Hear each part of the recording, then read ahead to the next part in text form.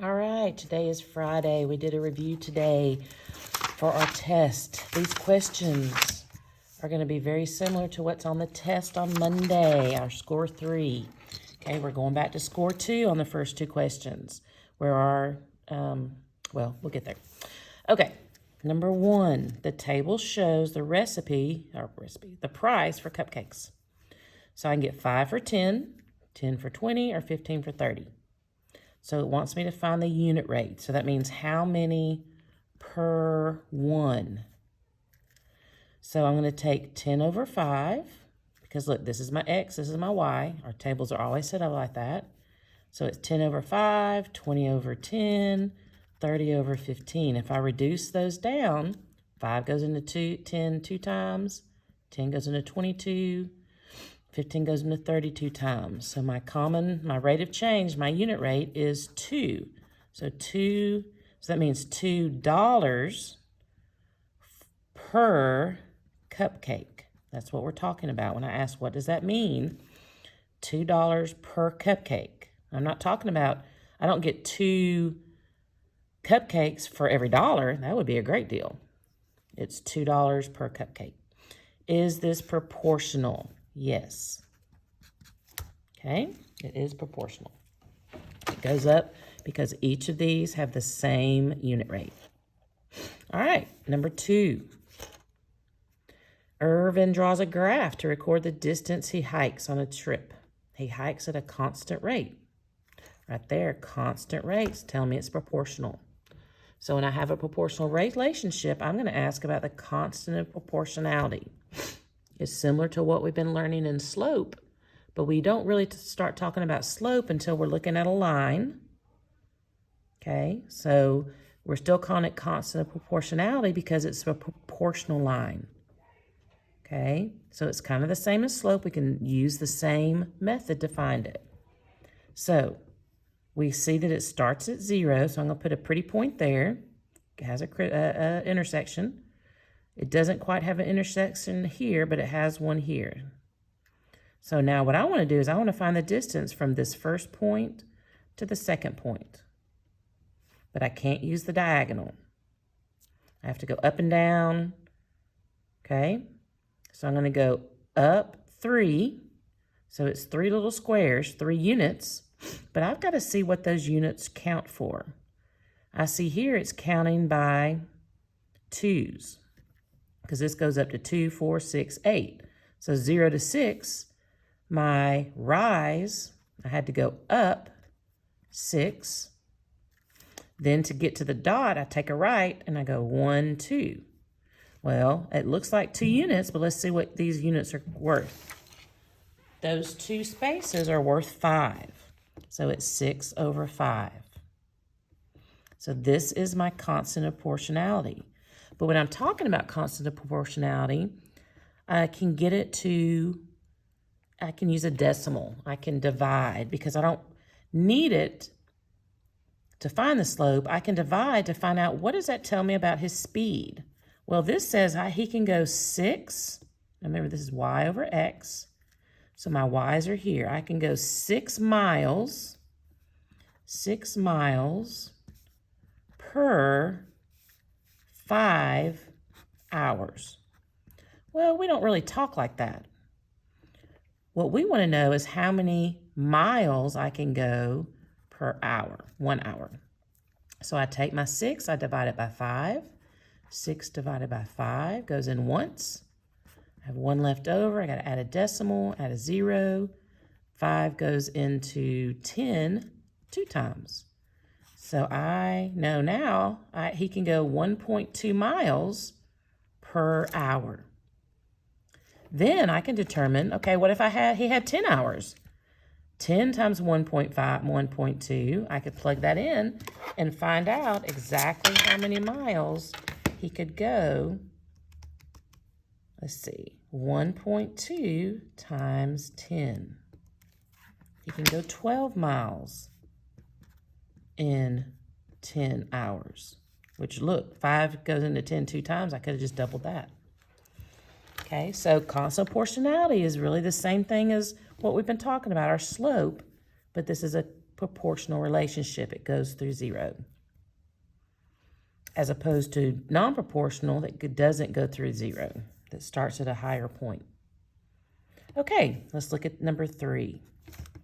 Remember, you can stop, write some notes, fast forward at any time.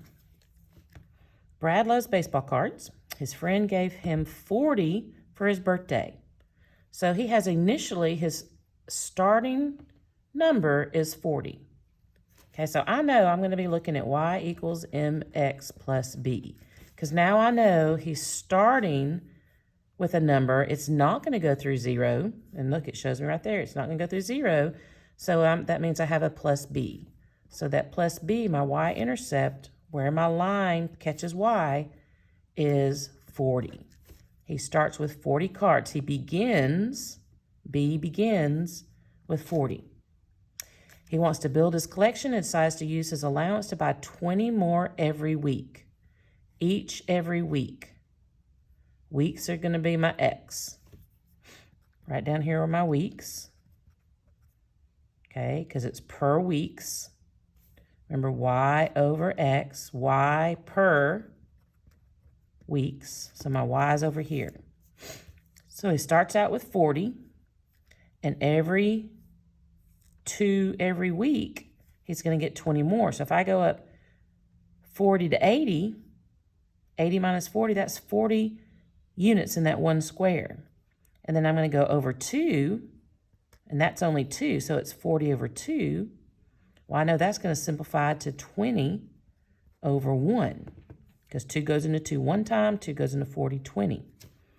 So it's 20 over 1. So I can write my slope as 20m. I don't have, not m, x, sorry. I don't have to write the 1 because we know that 20 over 1 is a whole number, 20. So how many weeks till he meets his goal? Well, his goal was 240. Well, here's 240. Let's track it over. He meets it here. It takes him 10 weeks. What is the y-intercept? We said 40 because that's where the line starts, or where it crosses y. Starts with 40. The slope we found, he went up 40 over 2. We reduced that to 20 over 1. The equation y equals 20x plus 40. Okay, remember we begin with b. That's our b. We can use our slope to find the next point, or in this case, we're going to use rise over run, 40 over 2, 20 over 1, to find our slope. All right, let's look at number 4. The new Fun Time Entertainment charges an entry fee and then a cost per game. So we can already tell we've got a y equals cost per game. Okay, this is going to be games, our x's, plus an entry fee, plus a b, so it's non-proportional. So we know we're going to do something like this. The line shows the cost. Write an equation. So this should be y. So y equals something in front of x and then a b. All right. Well, we know it's all in one quadrant, so we know it's plus. Okay, what should this number be? A lot of my students got confused today because they said 10, because that's the first number they saw. But look, 10 is here. There's not a dot there. Here, that's 5. 10, 15, 20. Always check your units. Here, this is 1, 2, 3. So here it's going just by ones. Here we're going by 5s. All right. So let's go from here to here, because all of these are pretty points. All these go on the intersection. So from 5 to 10, it's one box, but it's 5, it's worth 5. So then I rise, I go up 5 and over 1. Okay, and we start at 5, so plus 5 is where we start. That's the entry fee. I have to pay $5 to get in, and then I've got to pay 5 over 1, $5 for every game. That's going to be an expensive game day. Okay, so that's our final equation. So here we use the line to find our b and our m, our slope and our intercept. Here it gave that to us. Well, here we had to find it too. On the other side, it's gonna give it to us, and we're gonna draw the line. Now here is number 5, and look, it's given me a formula that I'm gonna use. A line passes through the following points. What is the slope? I'm gonna label my coordinates. Anytime I see parentheses, a number and a comma, I know this is a coordinate pair. It's gonna make a point on a graph. These are 2 points that the line goes through. So this is my first point, because those go together. Here's my second point. I just label them in order. Then I'm going to write my equation so I remember what I'm doing. And I can just copy it. Y minus 2 over y2 minus y1. This is just the formula. We don't do anything with this. We're just going to plug it in. Okay, so now what is my y2? Right here, 18. 18 minus 13, because that's what this says. Whatever y2 is minus y1. y1 is 13. Now, I look for my x2. That's 11 minus, because it tells us that's the formula, 8. So 11 minus 8. So 18 minus 13 is 15. 11 minus 8 is 3, not 15. 13, 14, 15, 16, it's just 5, sorry. I wasn't thinking. 5 over 3 is my slope. All right, that's all they asked here. They just asked what the slope, 5 over 3. It can't reduce. There's nothing that divides into both of those. All right, so 5 over 3 is my slope. And you want to show this work. Label your 2 points, put it in your formula, and just subtract. This does not say y2 over x2 minus y1 over x1. We're not drawing 2 different fractions. That's not what it says. All we're doing is we're taking our y's and finding the change. What's the change from 10 to 5? 10 minus 5 is 5. That's what we got, 5 over 1. Here, the change in the ones was 0 to 1, so it's just the 1. That's all we're doing, but we don't have that picture to look at. Now, this one's a little trickier because we haven't done this in class, really, putting them together. So this is a word problem, and it tells you that Fred and Matt, or it's supposed to be Jesse and Matt are skydiving. Jesse is 780 feet above the ground and descending, so he's going down 12 feet per second. Matt is descending as shown in the graph, the table below. So here it tells us, so he's going 12 feet per second. Okay, here we've got to find out how many feet, this is y, this is x, how many feet he goes per second. Well, here's our seconds. Here's 1 second. So, no, it's not 805. Let's figure it out. If this is going 0 to 1, that's 1 step. This is 1 step. This is 1 step. Okay? Here, we're changing from 25 to 05, so that's 20. 805 to 85, that's 20. You can put it in your calculator. Every time I'm going down 20 each second. So his rate is 20 feet per second. Jesse's is 12 feet per second. So 20 is bigger, so he's going more quicker.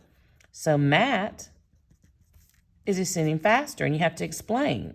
You could say, because Matt's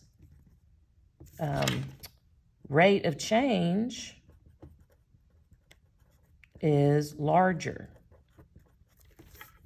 Okay, or you could say Matt's falling at 20 feet a second. Jesse's only falling at 12 feet. Who started at a higher altitude? How do I find that out? Well, right here. Look at 0.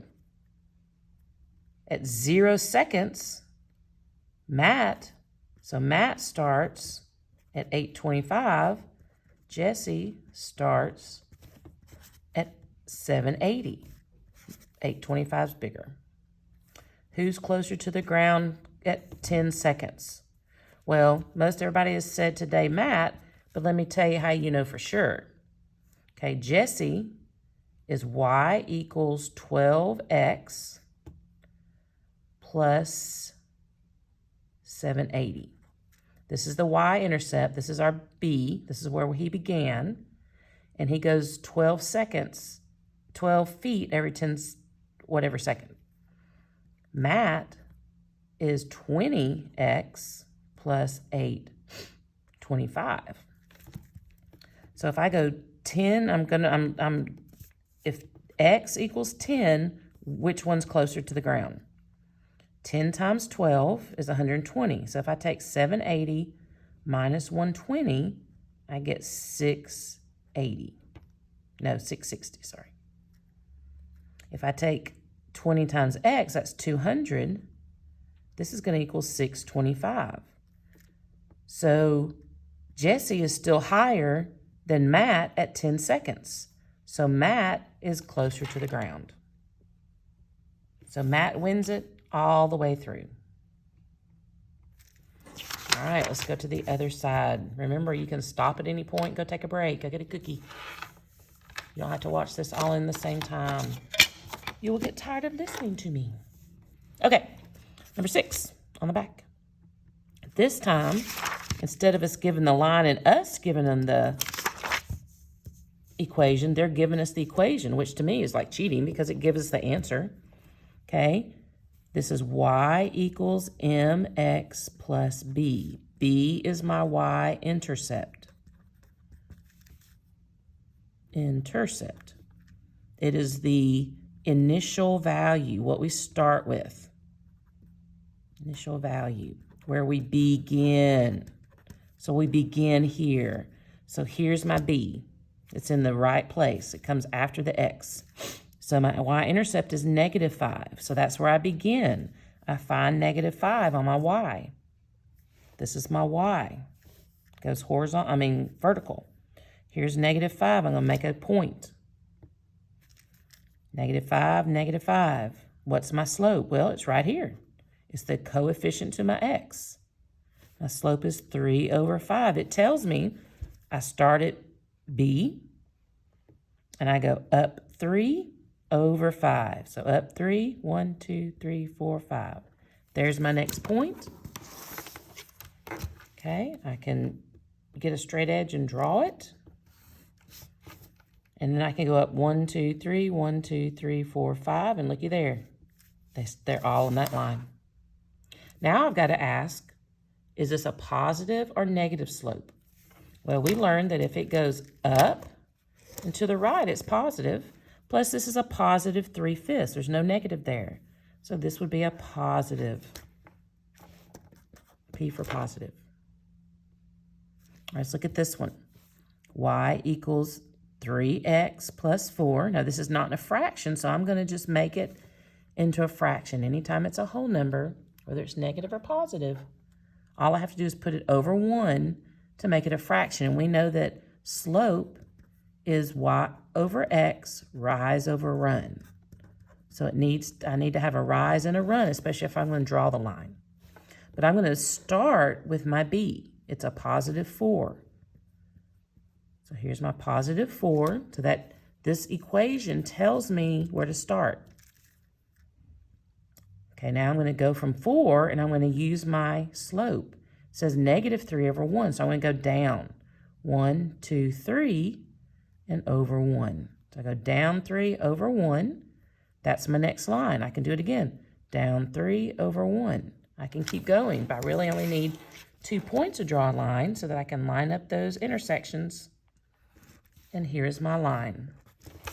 Now this line looks different from this line. We said this was positive because it goes up. This one is negative because it goes down. My intercept was 4. My slope was -3/1. And there's my line. Now, the only time this gets a little trickier is when your equation does not look like y equals mx plus b. Look, here's my equal sign here. Here's my equal sign here. The y is supposed to be all by itself, and that x is supposed to be over here.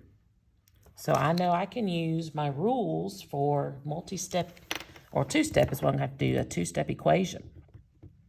I need to move this whole term. I see that 4 is being multiplied by x, but I'm not worried about clearing the x. I need to move 4x over here. And it's negative, so if I add 4x, that gives me 0. And then my 4x, I have to add over here, if I add it here, to make this equation balanced. So this cancels, this moves over here, and I bring down my 2y. And because these are both on the same side, they're on the same side, I don't have to add or subtract to move them. I can just swap them. 4x, because it's positive, plus 8. Now I'm getting closer now. I have my mx plus b, but look, that can't be anything with my variable. So I've got to do the opposite of what's going on here. When I have a variable and a number together, I know that that's multiplication. So the opposite, the inverse, is division. So I'm going to divide every term, both sides, because here's our, remember that we draw a line down the equal sign. Here's the side of our teeter-totter. When I divide the 2 by 2, I get 1, so I have a y equals, okay, now I've got to divide these two sides up. 4 divided by 2 is 2x, plus 8 divided by 2 is 4. Now this looks like this. And now this slope-intercept form gives me my slope and my intercept. So my intercept is 4, and it's positive. See, if I looked at it over here, well, I would have thought it was 8. My slope is 2, but I know that's over 1, so I could say 2 over 1. Okay, to draw it, I've got to start with my b, begin with my b, and this is a 4. 1, 2, 3.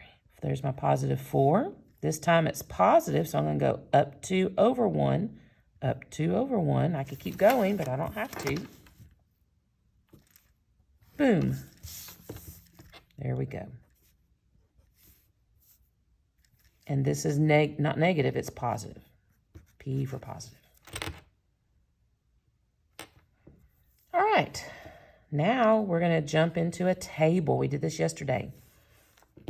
When it's an equation, to me this is the easiest because once it's in slope-intercept form, y equals mx plus b, your coefficient, whatever's in front of x is your slope, your b is that.